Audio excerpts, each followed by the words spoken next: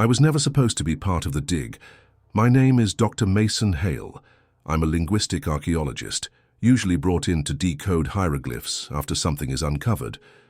But this time was different. A call came in from an old colleague, Dr. Farouk El-Sayed, in the middle of the night. His voice was shaking, and Farouk never shakes. "Mason, you need to come to Saqqara. We found something. It's not on any of the maps. And Mason, it's breathing." I thought he was speaking metaphorically, some kind of poetic exaggeration, but curiosity got the better of me. 48 hours later, I was standing under the searing Egyptian sun, staring at a recently unearthed shaft, a deep vertical tunnel, carved with no signs of modern tools. There were no markings on the walls, no names, no warnings. That alone was strange, but what was worse, it was the air.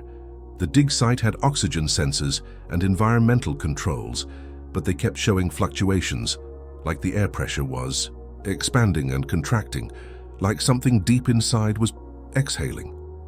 At first the team joked, "Maybe it's a mummy doing yoga down there." Someone laughed, but no one smiled. We all felt it. This wasn't just another tomb. This was a trapdoor into something older than language, older than death. Farouk met me at the edge of the shaft. He looked drained. Not physically, but spiritually, like something inside him had been peeled back. "We found a tomb," he said, "but it wasn't built to bury something. It was built to contain it." And that's when I heard it for the first time. A sound, faint like breathing through stone, slow, rhythmic, alive. I thought it was my imagination. But when I looked around, I saw the fear in everyone's eyes. And that's when Farouk handed me a notebook, a tattered leather journal from one of the workers who had gone missing 2 days before. I flipped it open. The last page read, "We." Shouldn't have opened it. The air moves, the stone bleeds, the tomb is alive. I looked up at the shaft and something inside me whispered, "We made a mistake. We debated for hours whether to go down. Some argued we should seal it back up. Others, mostly the younger archaeologists chasing headlines, said we'd never forgive ourselves if we didn't document what was inside. But deep down, we all knew something was wrong. It wasn't just the air or the strange sounds. It was the pressure, a kind of mental weight pressing down on us like the tomb was thinking, and we were the infection. We lowered a drone first, high-tech, infrared, full spectrum. It descended slowly into the shaft, casting beams of light into the ancient dark. For the first 20 meters, it was uneventful, just old limestone, dry and rough. Then it passed the 21-meter mark, and the walls changed. Suddenly, intricate carvings emerged, but not in any known Egyptian dialect, not hieratic, not demotic, not even Proto-Canaanite. The symbols seemed to shift as the drone's light passed over them, like they were reacting to being seen. Some even seemed to pulse faintly, as if carved into living tissue. The drone began to lose signal, not abruptly but gradually, like something was draining it. First, the video feed glitched, then the controls became unresponsive.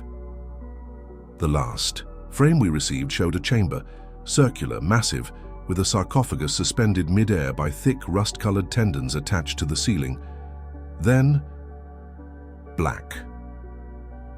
It was 3:12 a.m. when we lost the feed. Farouk turned to me and whispered, "Do you still think this is just a tomb?" We organized a descent team the next morning. Just 3 of us. Me, Farouk, and a young assistant named Layla. A brilliant Egyptologist with a fearless heart and the kind of curiosity that often leads people to their doom. Ropes secured, lights on, we began the descent. Every meter we dropped, the silence became heavier. You could hear it, not just absence of sound, but something deeper, like a force pressing against your ears, your ribs, your sanity. The moment we crossed the 21-meter mark, the air changed. It became thick, damp, smelled like iron and rot. And then we saw them, the symbols. They weren't carved. They were grown, raised from the stone like veins on a corpse. I reached out to touch one. It was warm. Layla gagged, covering her mouth. "It's bleeding," she said. I turned my flashlight and saw she was right. A thin trickle of black-red liquid oozed from a crack in the wall, moving slowly, like molasses mixed with ash. We reached the chamber, the same one we saw in the drone footage. It was worse in person, massive, organic, pulsating walls. The sarcophagus, still suspended by muscle-like cords, trembled gently, like something inside was restless. Farouk stepped forward, examining the base of the chamber. His light flickered across an inscription. The first breath ends the age of man. Then we heard it again, the breathing, but this time it was louder, faster, awake. Suddenly one of the tendons twitched and the sarcophagus began to lower, slowly, deliberately, like whatever was inside had sensed us. I looked at Farouk, at Layla. Their faces were pale. I should have run, but I didn't. The sarcophagus descended like it was being pulled by the heartbeat of something ancient and alive. The entire chamber pulsed, not with light, but with a pressure you could feel in your bones. It was slow, rhythmic, almost wet-sounding, like the breath of something buried under flesh and stone. No one spoke. Layla, who had seemed fearless until now, took a step back. Her eyes were wide, locked on the slowly lowering coffin. This can't be real," she whispered. "This isn't archaeology anymore," I said. "This is something else, something older." Farouk moved toward the wall. Strange glyphs, not traditional hieroglyphs, but organic, pulsating patterns, had begun to glow, not with color but with motion, like they were vibrating at a frequency only the tomb could understand. And then we felt it. A knock from inside the sarcophagus. It was faint, but clear, like the tap of bone on stone. Layla screamed, not from fear, from pain. She dropped to her knees, hands pressed against her ears. It's talking to me," she shouted. "It's trying to get in." I rushed to her side, but she shoved me away. Her nose was bleeding. Her eyes were, too. Thin red lines ran down her cheeks, mixing with tears. Her mouth was moving, fast but silently, and somehow I understood. The voice she heard, it wasn't hers anymore, and now I could hear it too. Not through sound, but inside my head. It whispered, "You've broken the seal. The first breath ends the age of man." Farouk pulled out his radio. Static. No signal, no GPS. Even our lights were flickering now, except for the walls, which glowed steadily, watching us. Then the sarcophagus stopped descending. It hovered, a meter above the ground, and then the lid began to slide open. Not fast, not violently, but slowly, deliberately. Like the thing inside was fully awake and completely in control. I couldn't move. Not because I was afraid, but because something else was inside the room now. Something vast, ancient, a presence that filled the air like smoke. It wasn't malevolent, it wasn't kind, it just was. Eternal and unknowable. And then Layla stood up. No more blood in her eyes, no more panic. She looked calm, and then she spoke, but it wasn't her voice. "He is hungry, and we are the first offering." She smiled, and her eyes turned completely black. Layla didn't blink. She just stood there, smiling, her eyes now nothing but endless void. Two pits of shadow that reflected no light, no soul, no humanity. I took a step back. Farouk whispered, "That's not her anymore." And he was right. She began to walk, slowly, like a puppet being moved by invisible strings, toward the sarcophagus, which now sat fully open. From where I stood, I couldn't see what was inside, and part of me never wanted to, but the air had changed again. It was thicker, almost oily. It vibrated with each step Layla took. That's when I noticed something horrifying. As she approached the sarcophagus, the chamber walls began to bleed. Not metaphorically.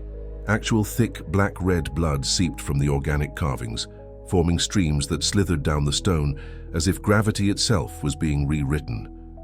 The room smelled of copper, sulfur, and something worse, like old meat locked in a tomb for millennia. Farouk tried to pull Layla back. He reached for her arm, but the moment his hand touched her skin, he screamed, not out of fear, but pure agony. He stumbled backward, his hand now blistered and burned as if he'd touched molten metal. "She's not human anymore," he gasped. Then we heard a new sound, not the breathing, not the knocking. This was a voice that came from inside, the sarcophagus. It spoke in no language I recognized, yet I understood every word. It bypassed translation, cutting straight into my mind. "The gate has opened, the soul has answered, the breath must feed." Layla stepped into the sarcophagus, and then the tendons reattached. Those same muscle-like cords we saw suspending the coffin earlier suddenly reached up from the walls and ceiling, piercing into her skin, not violently but smoothly, as if her flesh had been made to receive them, and she didn't scream. She moaned like it was euphoric. Her body levitated above the coffin, limbs outstretched, veins glowing through her, skin golden like molten light flowing inside her. Farouk and I stood frozen, and then the symbols on the wall began to move, not glow, move, like they were crawling, rearranging themselves into new messages, new warnings, new truths. One phrase repeated over and over in my mind, even though I never saw it written. The first soul wakes the body, the second soul feeds it, the third soul releases it. Farouk. Turn to me. Pale as death, we're the second. Farouk's words hit me like ice down my spine. We're the second. The chamber suddenly breathed in. I swear to you, I could feel the air pulling toward the sarcophagus, as if the entire room had lungs. The walls convulsed, and the fleshy tendons that pierced through Layla's body began to pulse in rhythm. Not like a heartbeat. No, this was slower, deeper, like the heartbeat of the earth itself. I grabbed Farouk by the arm. "We have to leave. Now." But the exit shaft, the one we descended through, was gone. Not collapsed, not buried. Simply gone. Where the rope had once dangled, there was now just smooth, glistening black stone. Like the tomb had healed, like it had never been opened. We were sealed in. We were part of it now. Farouk stumbled back, panting, clutching his burned hand.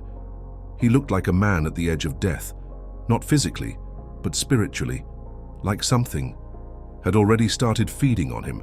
Then the walls began to whisper, not in words, in memories. I saw images flash through my mind, not mine.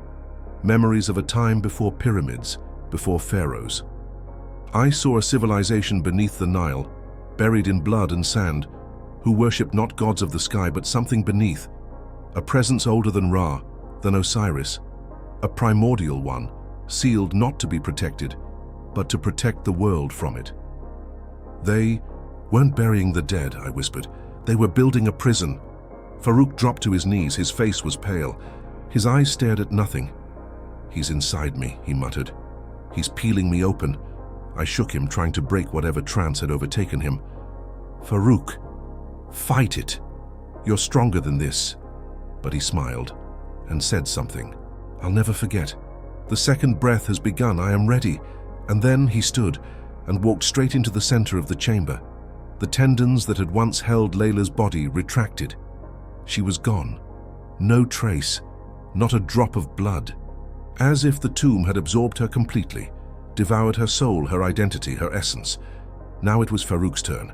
The same cords reached out again. This time they didn't wait.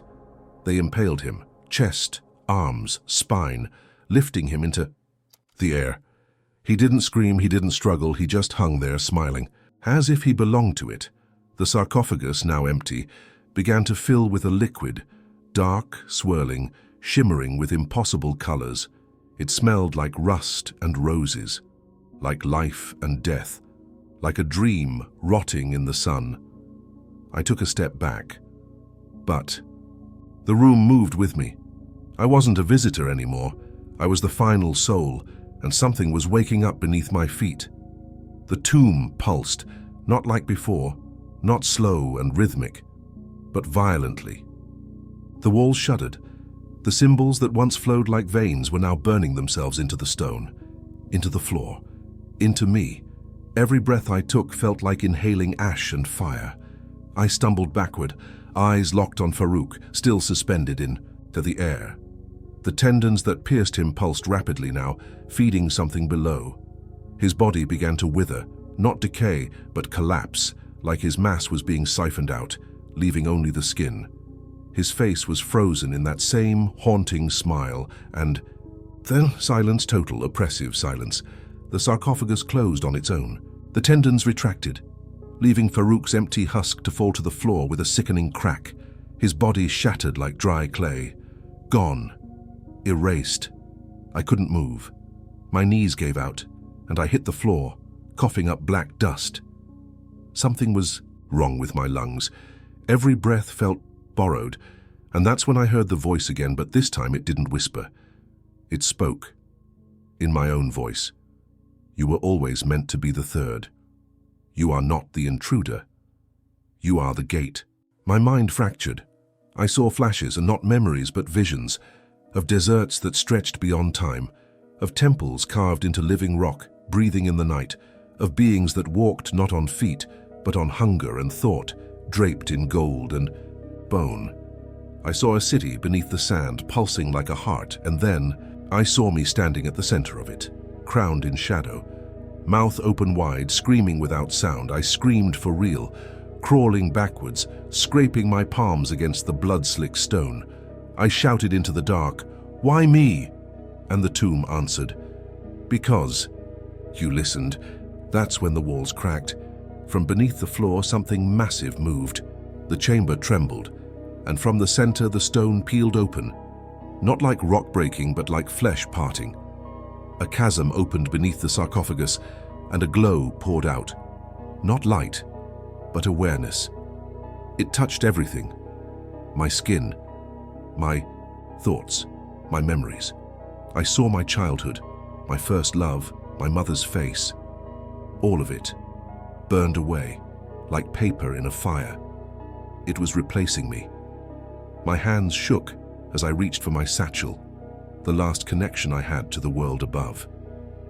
Inside was a flare, emergency gear, tools. I lit the flare, a single desperate act of defiance. And in the orange glow, I saw it, the eye. A single lidless eye opened in the center of the pit, vast and ancient and brimming with impossible intelligence. It looked at me, through me, into me, and it spoke once more. "You have been seen." I woke up gasping, not from sleep, from something else, like I had been drowned in someone else's dream. I was lying on stone. But it wasn't the tomb floor. This stone was smooth, almost polished, and warm to the touch. Above me, a ceiling stretched into the dark, covered in constellations I had never seen before. The stars moved slowly, like they were alive, orbiting. Around a center I couldn't see. I sat up. Everything was silent, but not dead. The silence here was intentional, like the space itself was holding its breath. Then I noticed my body. I wasn't bleeding. I wasn't burned. But my skin, it wasn't mine. Pale, translucent, thin like parchment, and beneath it, I could see, light pulsing, faint golden veins running through my arms like molten memory. I stood trembling. There were pillars around me, massive, carved with the same organic runes I'd seen in the tomb. Only now, they moved, slowly, like they were alive, like they were watching. "This isn't the tomb anymore," I whispered, but I was wrong. It was, just not in the form I had known. The tomb had expanded. It was no longer a chamber beneath the sand. It was a dimension, a pocket of existence, folded into the fabric of reality. A temple beyond time, carved inside the body of something older than space.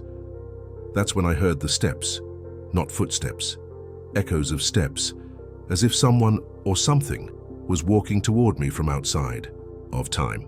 I turned, and I sought Layla. She was no longer human. She moved like mist. Her feet didn't touch the ground. Her eyes were gone, replaced by orbs of burning light. She smiled, not cruelly, almost sadly. "You broke the seal," she said. But her voice was like a choir, dozens of tones layered into one. "Where am I?" I asked. "Inside the breath," she replied. "You live within him now." Then she raised her hand, and the stone beneath me shifted, forming into shapes I couldn't process. Not geometric, not symbolic, something more primal. And I realized they weren't patterns. They were instructions. You were chosen, she continued, your soul aligned with his echo. You are no longer Mason Hale. You are key, mirror, voice. I stumbled backward. No, I'm not part of this. I didn't choose this. You listened, she said again. That was enough. Behind her, the space twisted, and a door appeared. Not made of stone or wood, made of flesh and memory. It pulsed like a heart, and beyond it, I saw the real world, the desert, the dig site, the team above, still untouched. You can go back, Layla whispered, but you will never be alone. Again, why? I asked, tears in my eyes. Why let me leave? Her reply froze my soul. Because he wants to see through you. I crossed the threshold. The door, that pulsating membrane of flesh and light, closed behind me without a sound. One blink, and I was back. Back in the desert. Back in the dig site. Back under the illusion that the world was real. I stumbled. Out of the sealed shaft, gasping like I had been holding my breath for centuries. The sky above was clear, the sand hot, the wind dry. A perfect day in Egypt, but nothing felt right. The air was still. Too still. I walked into camp expecting chaos. After all, I had been missing for 3 days. That's what the timestamp on the camp monitor showed. 3 days. But no one was looking for me. No alarms, no panic, just silence. Everyone was gone. Cots abandoned. Food left half-eaten. Radios still crackling faint static. It was as if the entire team had vanished mid-movement. And then I saw it. My reflection. In the window of a supply crate's glass panel. It wasn't me. My eyes were black. Not like Layla's. Not fully gone. But deep, like the void had taken root inside my skull. Behind my irises, something moved. Something that wasn't me. Something that watched. I backed away, trembling. Then the whispers began again. Not from the tomb, from me. A low murmuring, like wind through bones, came from my own mouth. But I wasn't speaking. The voice, his voice, was echoing through my breath, infecting the air around me. The gate has walked the earth. I ran. I didn't know where to go, but I knew I had to leave the site. As I crossed the dunes, I saw vultures circling above, but they weren't looking down at a body. They were waiting, following, watching. That night, I found an old outpost on the edge of the desert, used by local researchers. It had power. A working satellite phone. I tried to call anyone, but every voice on the other end was wrong. I heard my mother pick up. "Mason," she said, but her voice echoed twice, layered with something low and wet. I hung up. Then I opened. My laptop emails were waiting for me. Automated ones from security cameras at the site. Motion alerts. I clicked one. At 03:13 a.m., the exact time I had first descended, something crawled out of the sealed shaft. Something massive.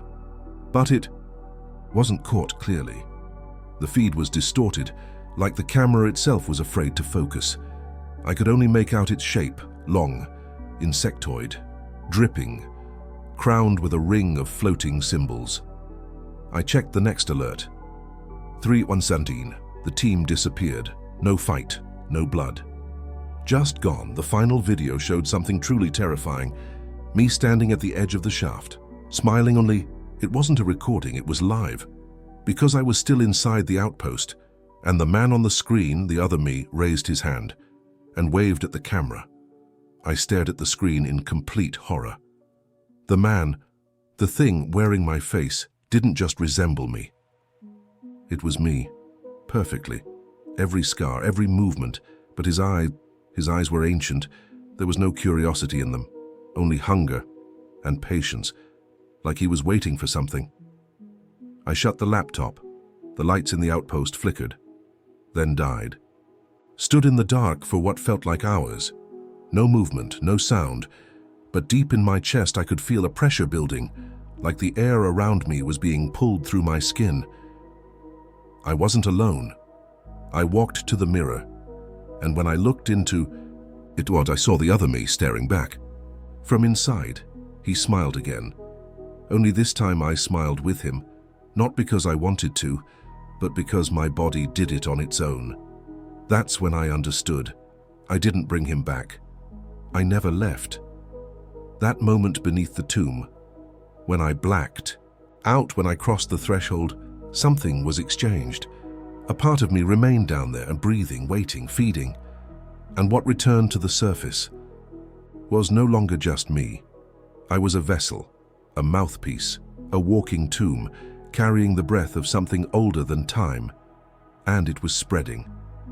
I've seen the signs. The birds no longer fly above the dig site. The insects crawl in patterns. Radio frequencies pick up whispers that repeat the same phrase in every language. The seal is broken, the breath walks. I tried to warn the university, the military, anyone. But now I know. It doesn't matter. You can't stop a breath from spreading. It's in the air, in the soil, in you maybe. If you listened long enough, and if you're still watching this, then it's already too late. If this story gave you chills, don't forget to leave a like and subscribe to the channel. I post new terrifying tales like this every week. Let me know in the comments, what do you think the entity really was? A god? A parasite? Or something even worse? And don't go just yet. There's another horror story waiting for you right here on the screen. Click it if you dare. See you, if you're still you.